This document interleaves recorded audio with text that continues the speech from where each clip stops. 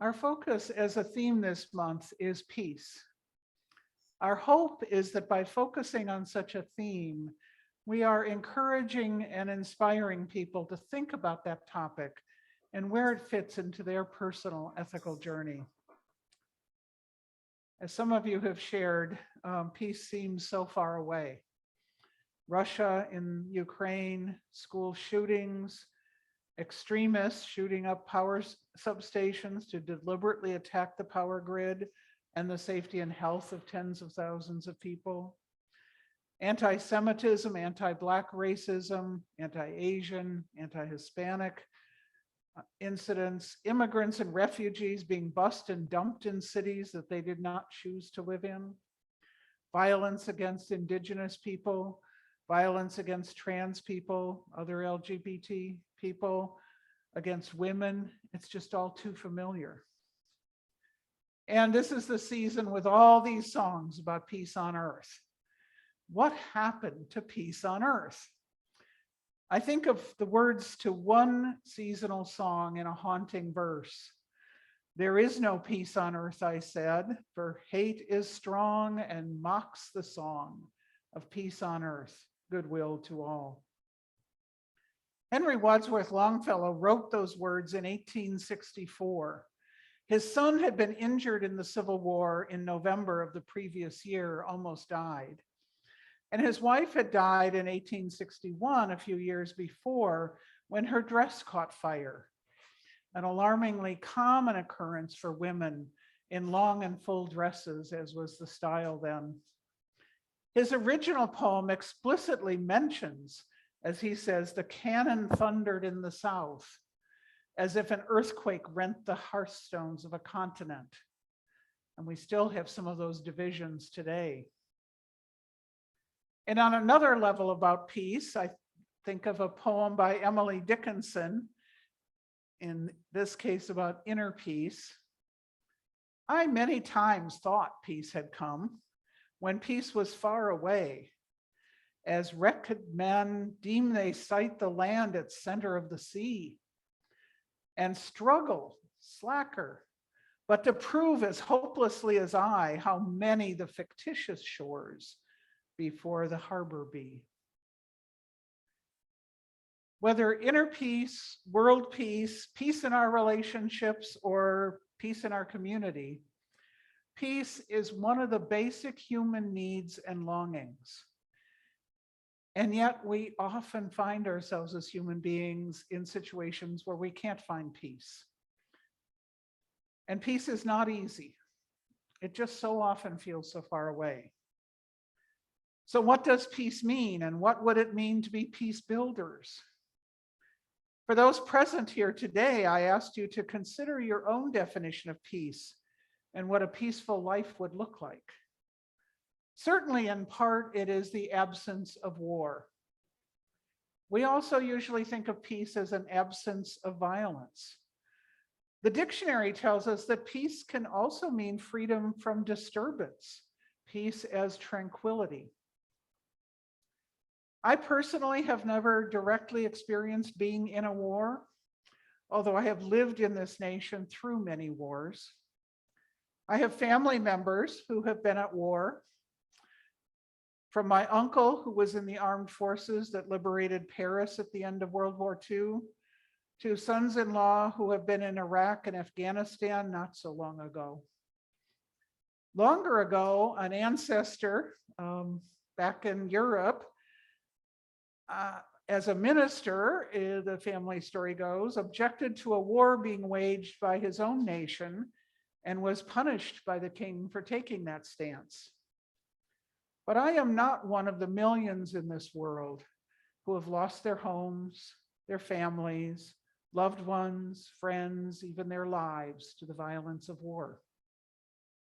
I have been present for violence in word and action, where hatred has targeted people for being members of a group. But we do not have to be victims of war or violence ourselves, or see violence in our presence to understand that these are all attacks on the worth and dignity of human beings. Remember that the dictionary definitions of peace include the absence or ending of war, and also include peace as freedom from disruption, a time of tranquility. Personally, I think here of the concept of shalom in Jewish thought and salam in Arab tradition. They mean peace, but often in a wider sense, partly in the personal sense of tranquility, but they also include a sense of wholeness and completeness. Peace is also not something that is just for ourselves, but for everyone. We are all interconnected. It might seem as though we could focus on just ourselves and creating peace, but if those around us are not also experiencing peace, the conflicts around us will inevitably disrupt our own peace. We are interconnected. It is not an accident that we are recognizing peace as a theme during December, which is also International Human Rights Month. After the horrors of World War II, many nations wanted to commit to a world in which such a war could not happen again. Understanding that such a world only happens if human rights are respected, a commission was established to come up with an international declaration defining human rights for everyone in the world. Eleanor Roosevelt, who was the widow then of the recently deceased 4-term US president who led the nation through World War II, she was put on that commission, and she became much the public face of that commission, using all her skills and experience to persuade world leaders, to persuade their nations to sign the declaration. Peace without human rights is just submission and control. The conflict is not managed or resolved, and so it will boil up eventually, possibly worse than before. For many years of my lifetime, a dictatorship in Yugoslavia kept the peace by suppressing those who had differences. And there were deep differences. I happen to know about some of those because I lived in a neighborhood at the time in Chicago where many immigrants were from what was then called the country of Yugoslavia. Some were Croatian and some were Serbian. And when the dictatorship there in Europe ended, and those long festering conflicts broke out into serious violence, I was not at all surprised. And why? Because the immigrants from those factions had been in conflict in my neighborhood already, sometimes to the level of burning each other's garages down. I knew that the suppression of conflict doesn't itself create peace. Peace without human rights, peace without solving and managing conflict is just submission and control. That Declaration of Human Rights is on the wall of our society. It is a concrete representation of some of the deepest and highest values we recognize. I invite you to come early or stay late sometime and read it over and ponder the rights listed there. How much do we really honor them fully as the United States of America? Would there be less hate and more peace if we did, and if other nations did?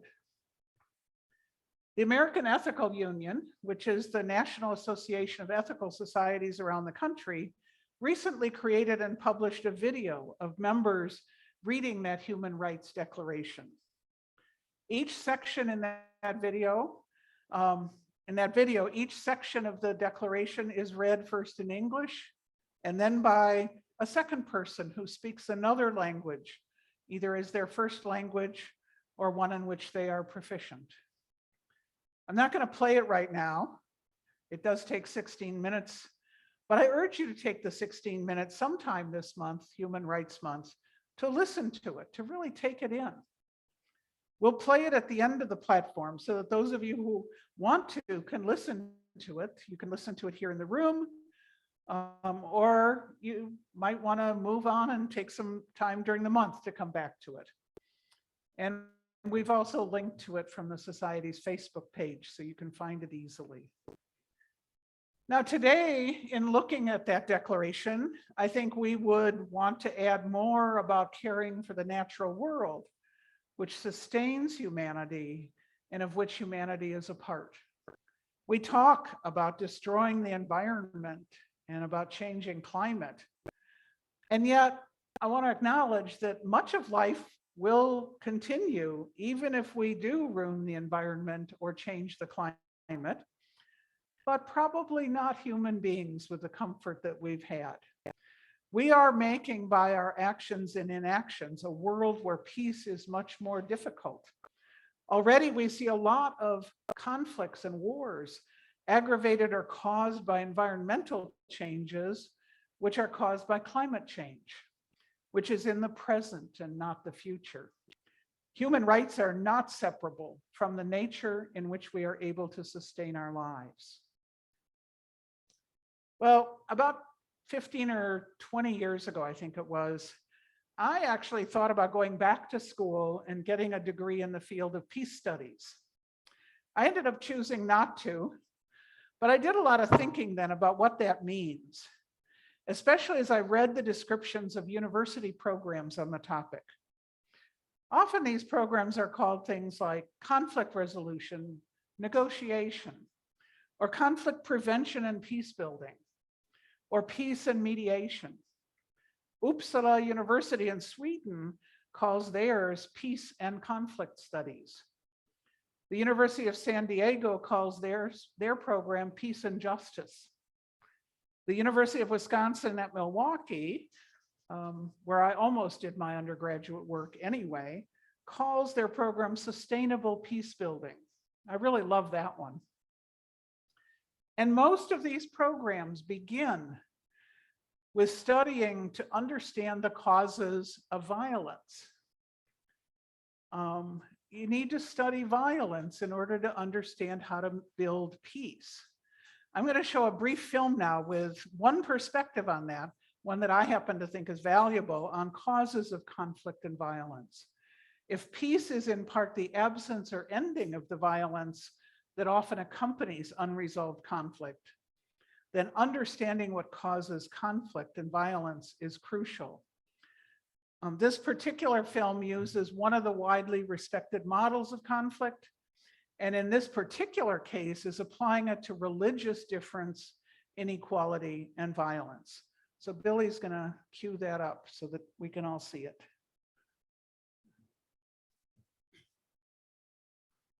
What's the state of freedom of religion or belief here? The triangle of violence is a useful tool for analysing this. Often when we think about violations of freedom of religion or belief, we think about direct, physical violence, violence with clear, specific victims and perpetrators. Direct violence can be carried out by states, by groups in society, and it can also take place within the family. There are lots of different examples of this, like security force attacks, terror attacks, mob violence, honor-based violence, torture, sexual violence, land grabbing and hate crimes, such as vandalism, assault, and hate speech. All of these cause direct physical or psychological injury to people or people's property. Usually, direct violence tends to be obvious and visible, although violence towards women is often kept invisible. So when we do a freedom of religion or belief context analysis, we ask, are there any examples of direct violence related to religion or belief in my context? Direct violence is actually only a small part of the triangle of violence. A much larger part is made up of structural violence. Structural violence is the harm done to people by injustice and discrimination in society, leading to the denial of their basic rights. This injustice and discrimination can be found in the structures of society, in laws and policies, in written and unwritten rules, in the institutions and praxis of both government authorities and civil society, and in the behaviour of individuals. Structural violence can harm people in every area of their lives. For example, by denying them access to work, housing, land, justice, citizenship, and so on. Structural violence is sometimes obvious, like when a law explicitly discriminates against a certain group.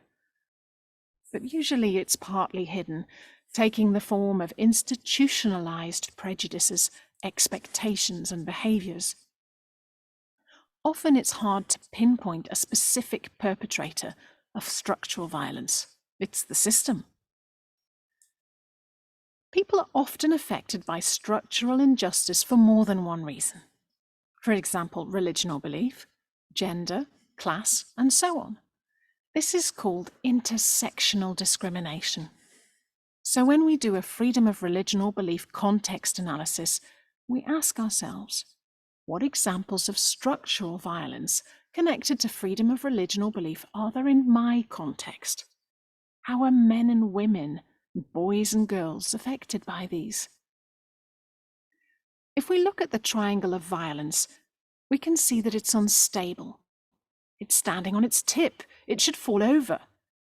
This reflects the fact that violence creates instability in society. So what is it that holds the triangle up and allows direct and structural violence to keep on happening? It's held in place by cultural narratives of violence or cultural violence. Cultural narratives of violence are the attitudes, values, beliefs, and norms that make structural and direct violence seem legitimate, acceptable, or even inevitable in people's minds. Without the support of public acceptance, structural and physical violence cannot persist. So the roots of violence lie in the way we think, speak, and feel about one another. Cultural narratives of violence can be transmitted in lots of ways, through religion, ideology, the way language is used, art, science, the media, the school system. So when we do a freedom of religion or belief context analysis, we ask ourselves, what attitudes and values make direct and structural violence seem okay to people in my context and my community? And how are these attitudes and values being transmitted? These three kinds of violence form a mutually reinforcing and dynamic system.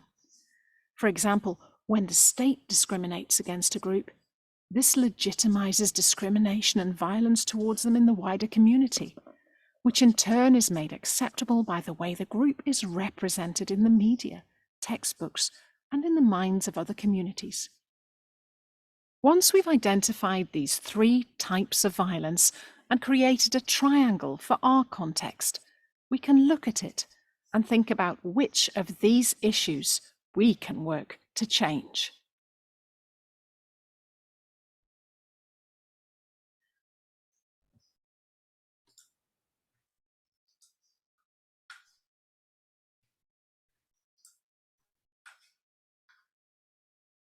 I'm sure that those of you who have watched this are thinking of some specific examples in your own life where cultural narratives allow the structural violence to continue, and the structural violence leads to increasing direct violence. I chose the particular one about religious freedom as a reminder that there are people in our country who are trying to institute even more systemic violence against those who are not Christian by centering Christianity as part of culture and law. And if you talk to one of them, they have certain cultural narratives about how Christianity is the only path to salvation, and that sustains them in doing this. Whether we talk about inner peace or world peace or peace in our relationships or community, peace, as I said before, is one of those basic human needs or longings. So if we are going to become peace builders, We have to understand where violence and the disruption of peace come from. That is an important step in becoming a peace builder. If we only focus on the direct violence, we will miss the systemic violence that encourages and nurtures the direct violence. And we will miss the cultural narratives that we can work to shift. You know, as parents, simply telling our kids not to fight never resolves the sources of the conflict.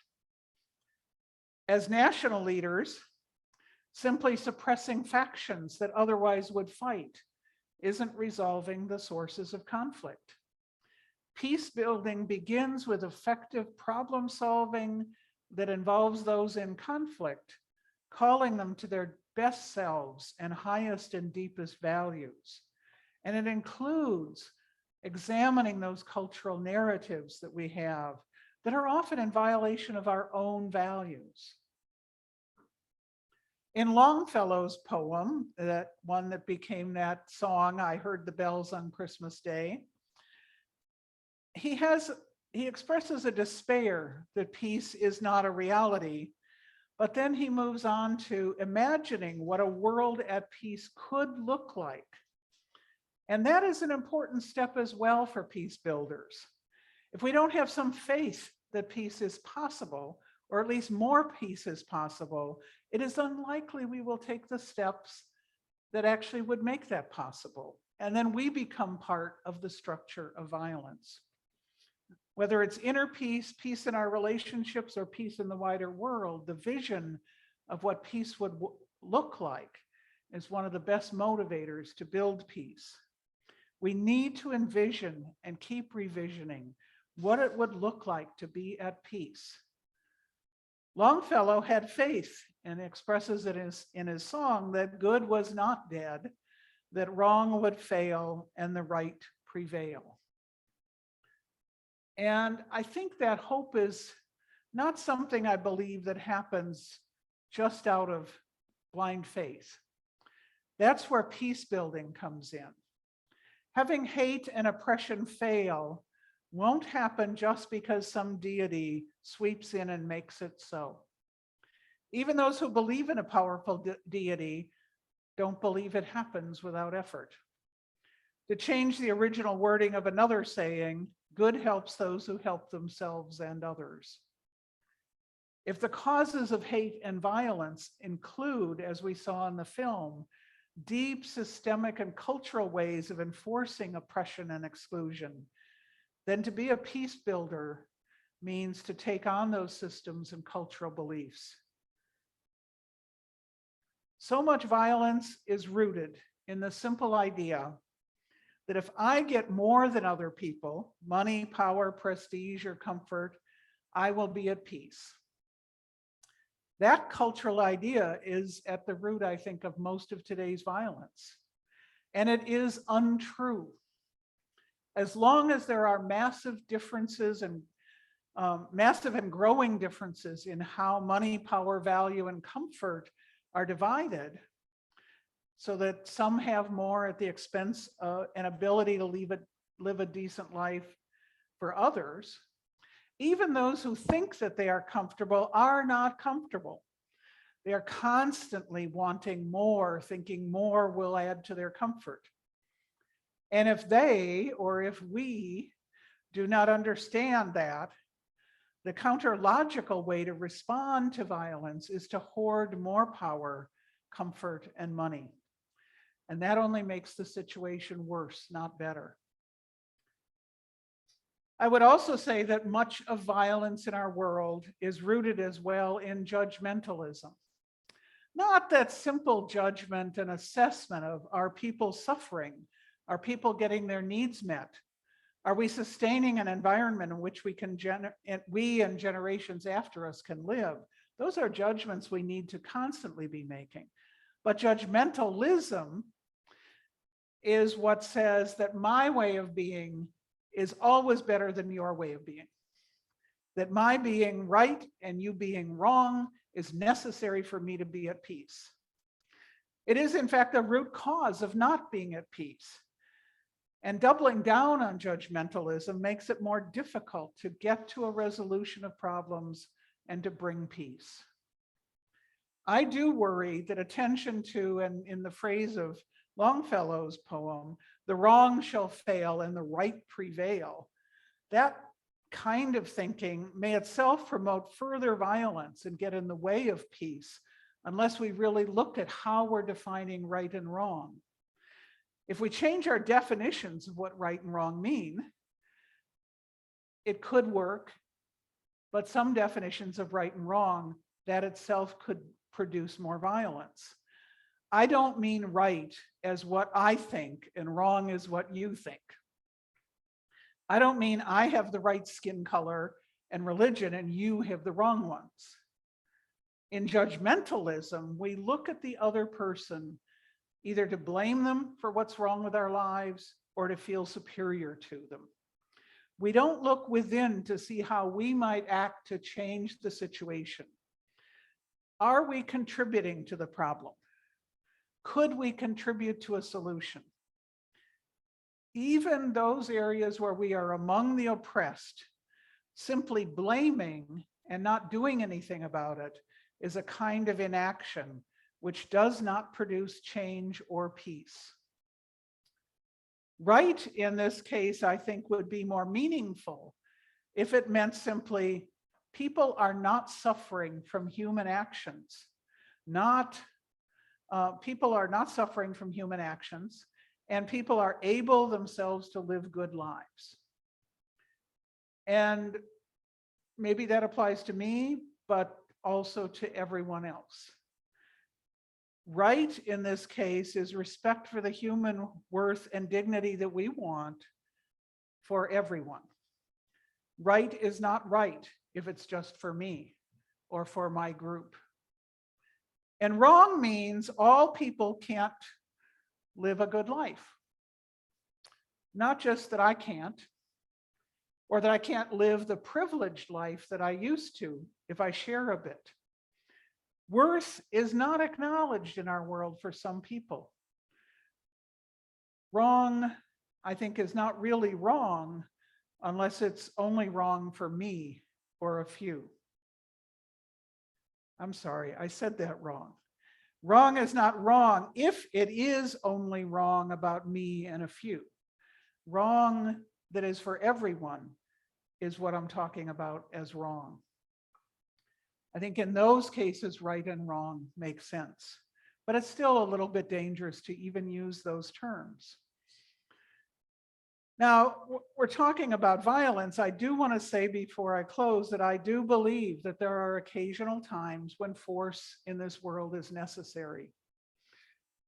When my toddler used to take off across a busy street, I certainly was going to use some force to restrain him. But I wasn't going to punish him for it, because that would teach him that violence is a way to get people to do what you want them to do. When my kids were little, I had one close friend who said once to me, "You give them too many choices. You explain too much." She had been brought up in a suppress and control kind of environment and had rebelled against that in many ways.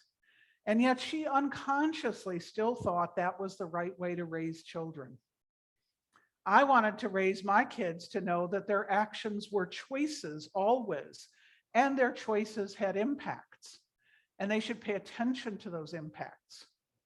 And I wanted them also to know that I would only apply force or control in very rare cases when I needed to protect them or others in the moment. And that then we'd talk it out about why I did what I did, which is what surprised my friend who was not used to parents explaining anything. For any peace builder, I think it has to always be, when we look at force, are we protecting people who are vulnerable with that force? Or are we protecting the more privileged? Are we using force to suppress difference or to resolve the conflict that's inevitable when we have differences? To suppress conflict, which always drives it underground to build up greater violence later, or to make space for respect for all and an opportunity to find solutions that respect the uniqueness and worth of all. Peace building at its core, whether in the home, in our relationships, our inner peace, or in the world, means working for a world that respects human worth and difference. Inner peace means respecting our own human worth and difference. It also means making sure that every person has the ability to live a good life, including us, as long as it's not at the cost of others. That also means that we must sustain the wider interdependent web of all life, of which we are a part, which sustains our very life and ability to have peace. So yes, peace begins with you and me, understanding where violence comes from, understanding that lack of equity and respect for difference are core causes of violence, that violence is not just the act of violence itself, but the systems and culture that inspire that violence. And peace requires, therefore, human rights. We also have to understand that violence is usually rooted in judgmentalism, and that we all have the ability to be better at peace building than we are, at listening, at dismantling systems and the culture of violence and oppression as well. There are no easy answers, and none of us are going to solve it all alone. But it begins with accepting personal responsibility. Peace building does really begin with each one of us. Right actions, knowing we won't be perfect, an awareness of that infinite interconnectedness with all being, making the conscious choice to build peace, to renew the world and the world of our children. Peace building, in other words, is about bringing out the best in each other and in the wider world. So I'm going to say goodbye now to those of you watching this on video later, and invite those watching on video to try out the more interactive experience of live attendance at one of our programs. You can find us at ryscc.org.